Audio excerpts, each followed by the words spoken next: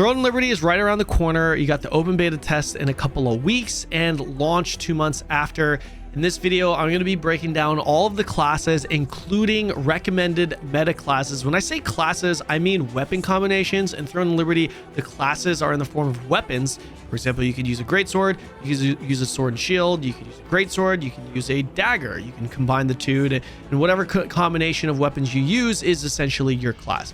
So in this video, I'm going to be breaking down each weapon individually, as well as some recommended classes and abilities and just all that good stuff. I always do a class guide video for every video game that I play that I invest a lot of time into. So here's the Throne and Liberty version. If you enjoy the video, all I ask is for you to like and subscribe. I'm getting very close to 100,000 subs, which is a huge goal of mine. And if you want to check out Throne and Liberty gameplay, I'm streaming on Twitch almost every single day, streaming a lot of Throne all the way to and through the launch. Come hang out with me there, and I hope you guys enjoy the video.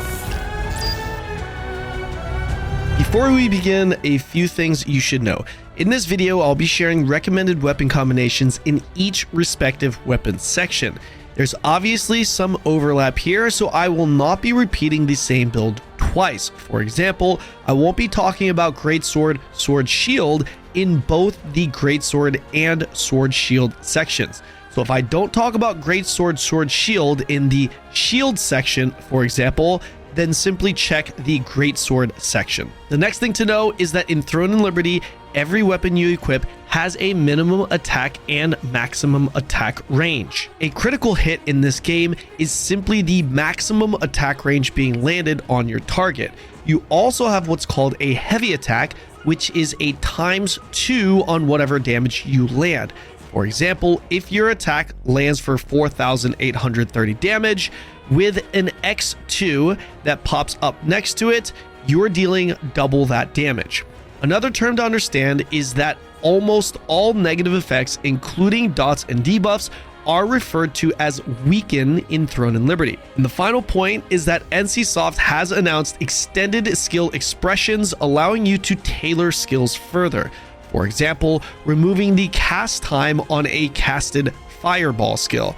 This update is expected to come in the coming months, and I plan on updating guides and videos once we get these. For now, the following will be based off of the current live version in Korea and the version we expect to see in play in the open beta test. The first weapon on the list is the Greatsword. Greatsword is a melee weapon that specializes in single target lockdown in the form of a big burst. Think less hits, but bigger numbers. This weapon is designed around heavy attacks, so you can expect very frequent double damage procs on your hits. Greatsword relies on stunning and knocking down opponents to set up its damage. While its ability to CC is a huge advantage, one of the biggest disadvantages is that most of your damage relies on those very CCs. Greatsword is currently one of the 2 weapons that have access to wrath attacks that allow you to ground targets that's in an active blocking stance. This gives you the ability to help dismantle frontline tanks.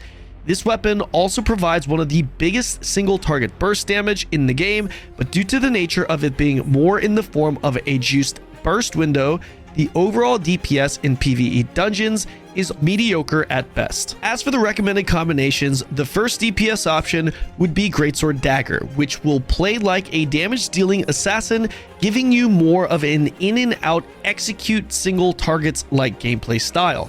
A great comparison would be Dark Runner from Arcage.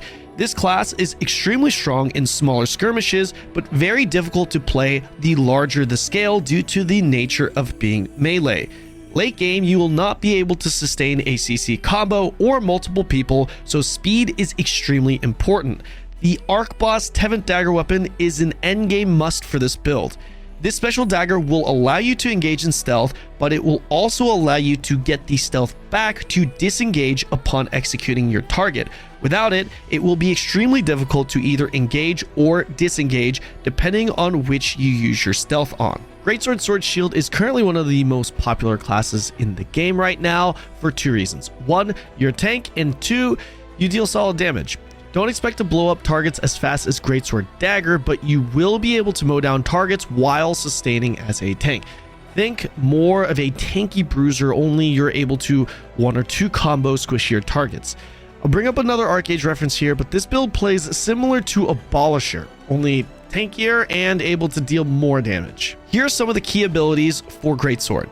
Stunning Blow, your stun which will provide you with additional damage buffs on top of the CC. Death Blow, a hard-hitting single target melee attack that deals additional damage to stun targets. Da Vinci's Courage, a big group buff that increases max HP, regen, and attack speed. Ascension Slash, your wrath attack and combo CC which will ground targets including those who are blocking. Guillotine, a huge single target damage attack dealing even more damage to targets who are floored. Gaia Crash, your only non-target AoE ability that hits 4 times. This ability deals a lot of damage in a concentrated area when using the tier 2 Earthquake Greatsword as you see here. If you like to play tanks in MMOs, Sword and Shield SNS is going to be it for you. A very complete tank weapon, SNS provides you with a variety of defensive buffs, allowing you to become extremely tanky when built correctly. These defensives include an active block that not only mitigates incoming damage, but also heals you when blocking fury attacks.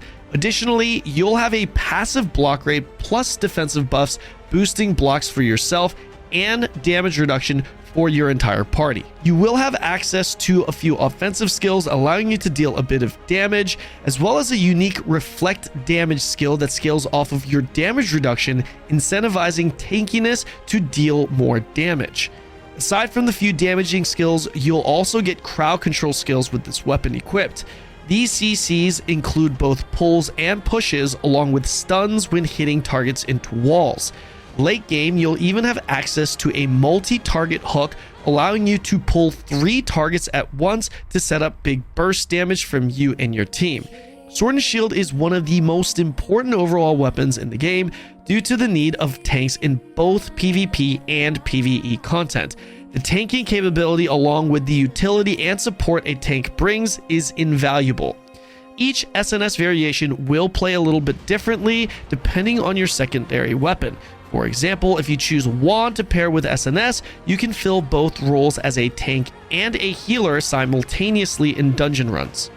Recommended combinations with Sword and Shield would be Greatsword, Dagger, and Wand.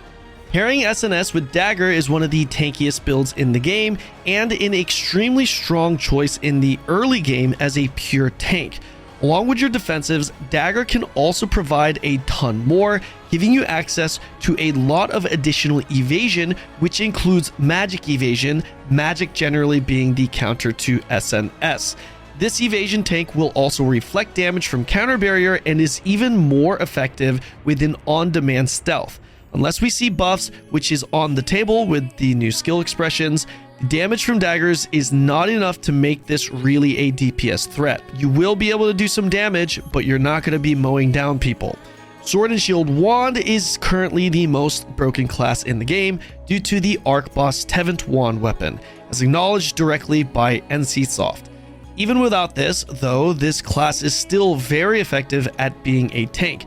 Generally speaking, this class is nicknamed the Paladin Enthroned and will come with extremely high sustain with the ability to heal. What makes this class broken is its ability to one-shot players with curse bombs while maintaining a full tank identity while healing itself back to full. To add insult to injury, these one-shots can also be AoE. Key abilities for SNS include Shield Strike, a low cooldown attack that does surprisingly decent damage on low cooldown. This ability also weakens your target, lowering their hit rate. Strategic Rush, a charged mobility skill that pushes targets along with you and stun them when pushed into a wall. Counter Barrier, a high uptime buff that boosts your block chance and reflecting damage on every evaded attack, with its damage scaling off of damage reduction. Chain Hook, an insta-cast mid-range pull that binds or roots targets after pulled. This ability can pull up to 3 people that are near each other with the tier 2 Penance Sword. Provoking Roar, your AoE taunt that even applies to players in PvP. SNS has additional buffs specifically for targets that are taunted. Stalwart Bastion, a big damage reduction buff for party members. Dagger is currently the only weapon that is very effective with every other weapon, making it one of the best overall choices in the game. However, as a main DPS weapon, it's one of the worst in its current state, as the damage output from Dagger alone is not very high. This could be, of course, changed with the new skill expressions coming soon in Korea. With that said though, Dagger does have the potential to deal sneaky good burst damage at times with some of its abilities due to its offhand proc rate, which essentially allows you to hit twice, dealing nearly double the damage. Pair this with crits that can heavy hit, and you can potentially quadruple the usual damage with lucky procs. Rather than damage, daggers have massive value due to its crit rate, evasion, and utility it provides. Daggers come with passives that greatly increase both weapon crit rates and crit damage, along with huge evasion buffs that are very powerful, especially in the early game. From a utility perspective, daggers have the best gap closer in the game that roots targets and can combo into additional CCs. In addition to this, Dagger also has access to a Wrath ability that can floor any active block. You also have access to poison stacks that have great synergy with other main hand weapons. And of course, access to stealth, the single best engage and disengage in the game. Not only do you have an on-demand stealth on the hotbar, but you also gain stealth for any active Q dodge on Fury attack. When it comes to the arc boss weapons, the Tevent Dagger is the most sought out weapon in the game currently. This dagger allows you to reset your stealth cooldown upon kill, making it highly desired for all DPS builds running Dagger. As you can see on the screen, as far as the recommended weapon combinations go, it's Dagger and any other weapon. We'll go straight into the key abilities with this one, seeing as it works well with everything and is explained in each of the other weapon sections. Key abilities include Predatory Strike, a low cooldown melee attack with a high damage modifier, providing high DPS overall. Shadow Strike, the best gap closer in the game that not only paces you directly behind your target, but also binds them and applies a silence, locking out any magic ability for 4 seconds. Inject Venom, adds a poison application to all of your attacks with 100% uptime possible. This poison can be stacked up to 20 times and decreases health regen by 4% a stack. With passives, this can also provide a lot of crit. Brutal Incision, an execute-like skill for Dagger that has the potential to nuke depending on heavy hits, crits, and offhand proc. On top of the high damage multiplier, when targets are under 50% HP, you gain increased crit and crit damage. Ankle Strike, one of the 2 Wrath attacks in the game, allowing you to ground targets who are using an active Q block. Aside from this, Ankle Strike is a combo skill that will ground any target that is bound, slept, or stunned. Camouflage Cloak, the most valuable skill in the Dagger kit that provides a very long stealth. Being stealth means you cannot be targeted and can only take damage to any dot that had been previously applied or AoE non-targeted attacks. The Bow and Thrown Liberty can be used both as a main hand damage dealing weapon or a support weapon to the wand. According to the devs, once skill expressions are released, the bow along with the wand will be considered the true full healer weapon combo. If you're interested in damage, bow definitely delivers on that front as well, both in PvE and PvP.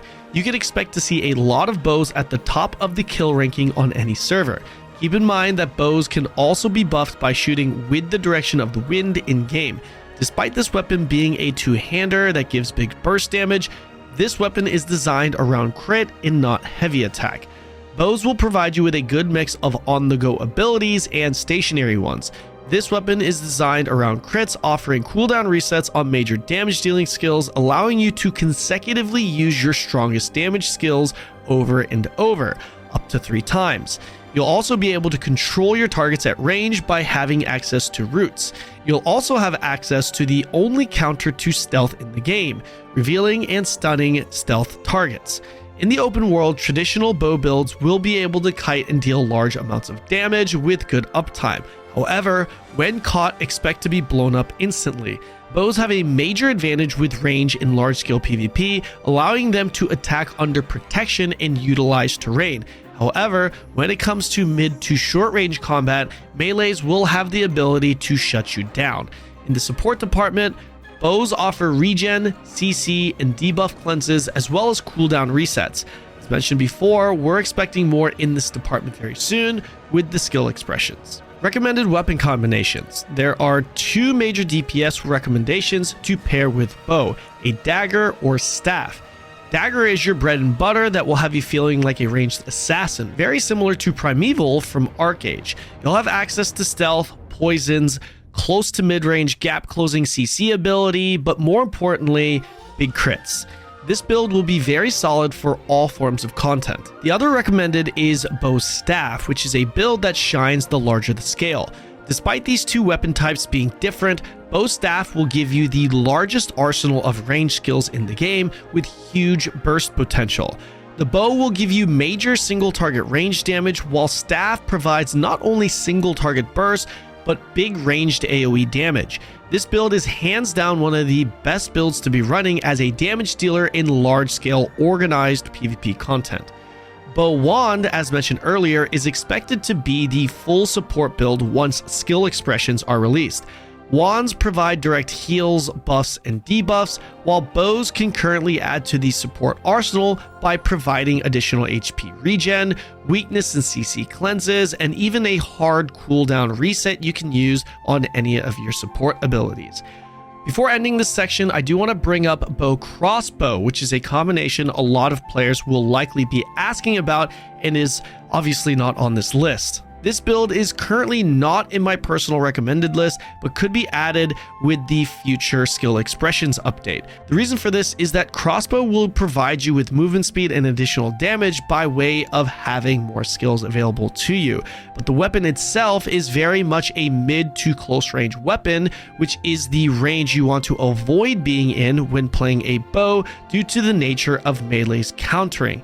By combining these two weapons, you're essentially losing utility, poison, and very important crit, which Dagger provides for both weapons.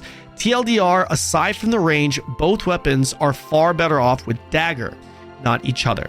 Key abilities for the bow include Zephyr's Knock, your standard low cooldown ability that deals increased damage the further you are and to CC targets.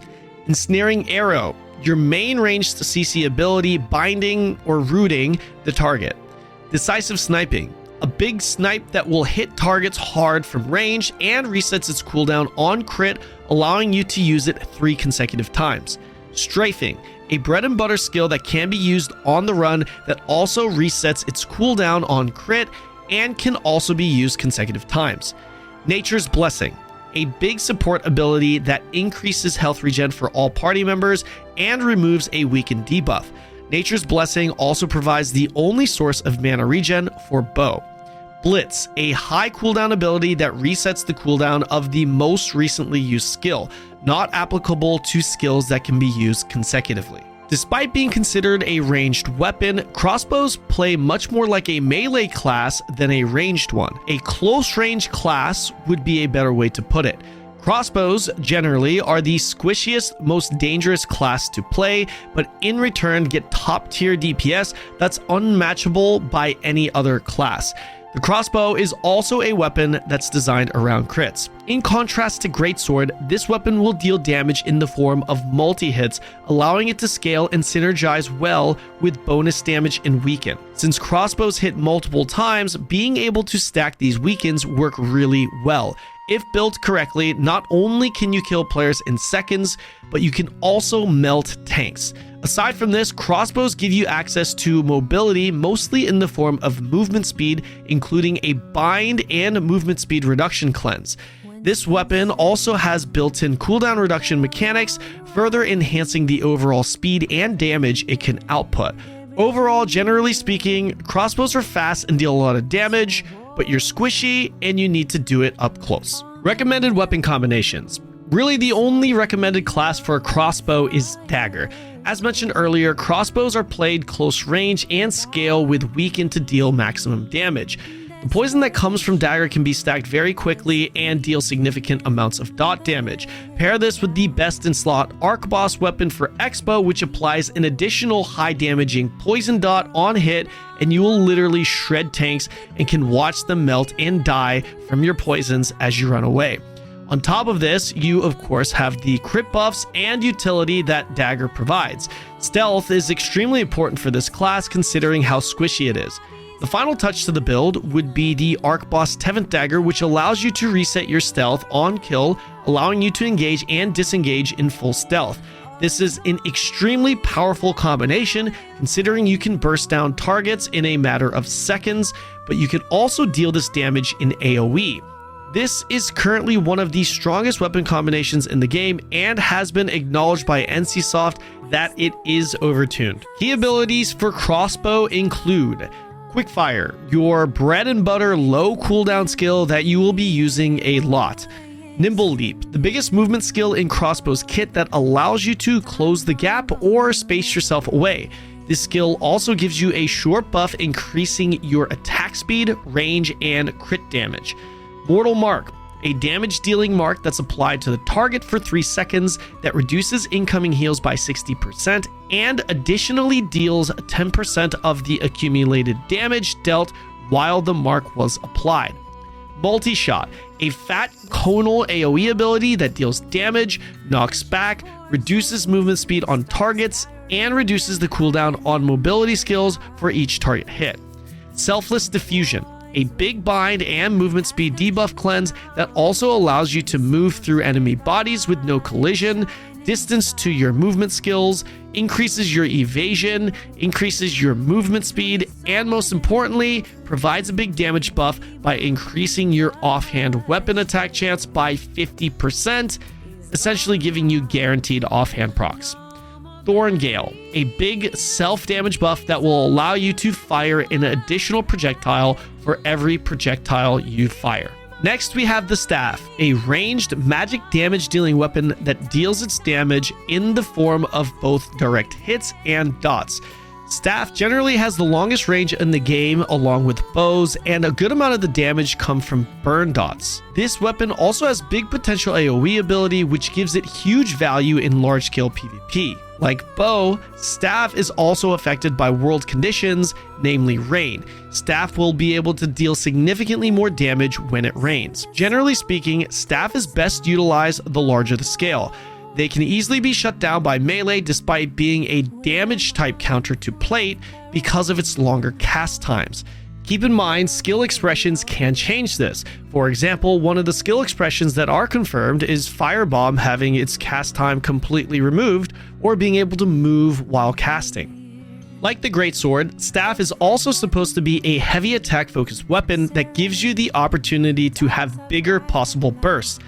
While the Staff will give you more in this department, it won't be to the extent of Greatsword. In return, however, you'll have a lot more in the weakened department, giving you more dot damage and, of course, ranged AoE. The Arc Boss weapon currently in the game for Staff provides even more big-time AoE damage.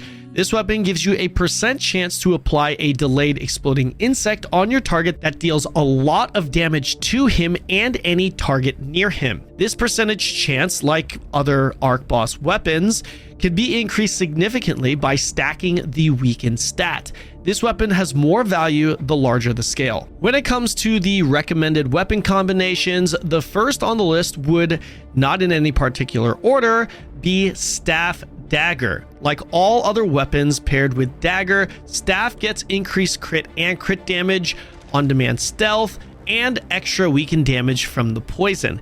Dagger essentially will juice your Staff attacks to the max if you're looking for big meteors and judgment abilities from the Staff. Staff Wand can also be played with more damage focus or heal focus. It's the closest thing to a hybrid healer and damage dealer should you choose to build so. When it comes to damage, by replacing the Dagger with Wand, you are going to be more invested in your dot damage from weakens and will have the ability to set up curses alongside your ranged AoE abilities. This is at the cost of less direct damage for your Staff skills, however.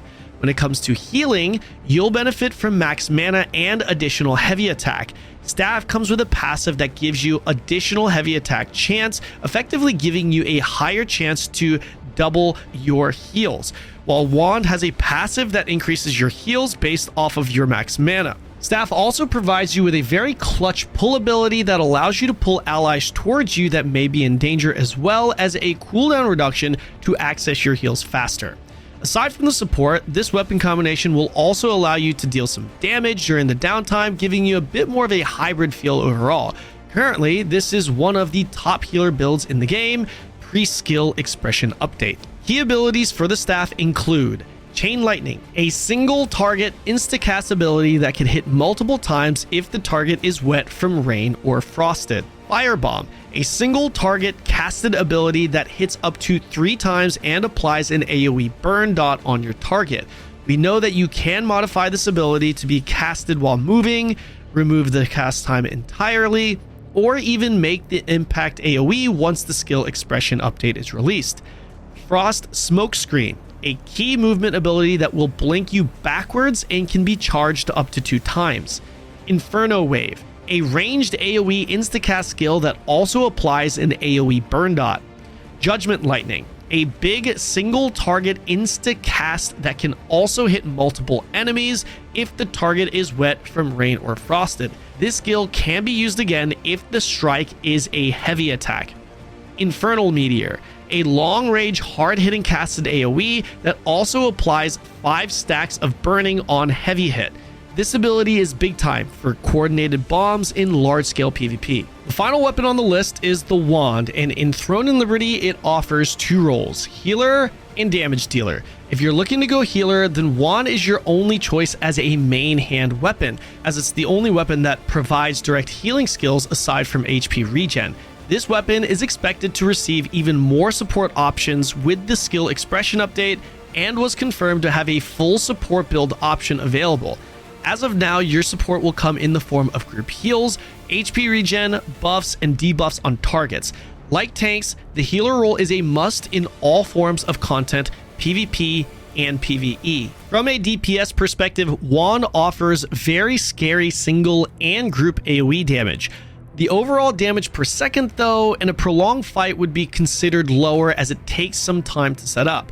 But when pulled off properly, you can delete chunks of players and can even one-shot tanks if you have the Arc Boss Wand weapon, which gives you an additional curse that you can bomb targets with.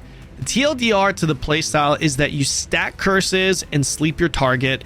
You can then spread all of it to nearby enemies, then you curse bomb them, which deals all the damage any dot had left remaining in one single explosion. If you're fortunate enough to have the Arc Boss Tevent Wand weapon, then Sword Shield Wand is currently one of the most powerful weapon combinations in the game, as acknowledged by NCSoft as being overtuned, and is expected to be tuned either directly or indirectly with the new skill expressions coming up. When it comes to the recommended weapon combinations, the only one that's really left that we haven't gone over is Wand Dagger. The damage-focused version of Wand Dagger will play something similar to a stealth bomber. Your goal is to set up big curse bombs, which you can do every 15 to 20 seconds or so. The stealth will also allow you to get in and or out more effectively, and the poison from Dagger add to your overall curse bomb damage. When it comes to being a dedicated healer, I wouldn't personally recommend Wand Dagger. Bow and staff are just overall better options for the role, not to mention the mana issues you'll encounter. Key abilities for the wand include Touch of Despair, your ranged low cooldown curse application, which is a damage over time ability that does not wake sleeping targets. Curse Explosion, a skill that will detonate all of your curses at once, dealing both a base damage and all the remaining damage from any dot that's applied to the target by consuming it. Swift Healing, your bread and butter low cooldown heal that can be used 2 consecutive times. Cursed Nightmare, Wand's Fury attack that applies a sleep after a few seconds when successfully landing. This ability also doubles any dot damage that's applied on a sleeping target. Clay's Salvation, your bigger burst heal on a higher cooldown. And Karmic Haze, which spreads all of your curses, which includes sleep, to everyone near your target. And that's it, guys. Let me know what weapon combination you guys plan on playing in the comment section below. If you found this video helpful, just hit that like button, hit that subscribe button. It is absolutely free. Catch me on Twitch, and I'll see you in the next video.